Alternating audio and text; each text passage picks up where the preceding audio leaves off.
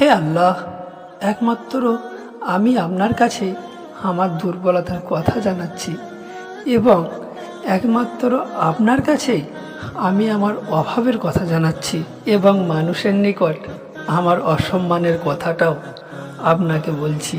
হে আরহামার রাহিমিন, আপনিই তো প্রতিটি দুর্বল ব্যক্তির রব এবং আপনি আমার রব।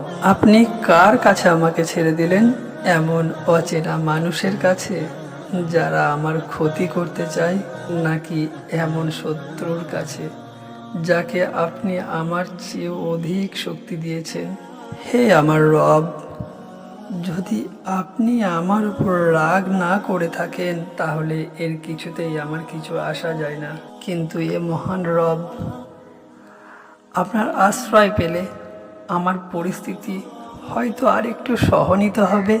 হে আল্লাহ, আমি আপনার চেহারার নূরের কাছে আশ্রয় চাই, যা সব অন্ধকারকে উজ্জ্বল করে দিয়েছে, যা দুনিয়া এবং আখিরাতের সব বিষয়ের সংশোধক। হে আল্লাহ, আমি আপনার রাগ এবং অসন্তুষ্টির থেকে রেহাই চাই।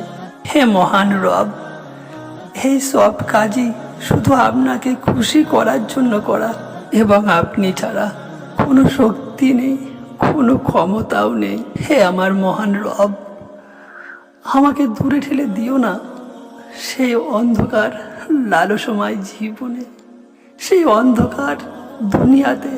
হে আমার মহান রব, আমাকে তাদের সাথে মিশিয়ে দিও না যারা এই দুনিয়াতে আমাকে ঠকিয়েছে।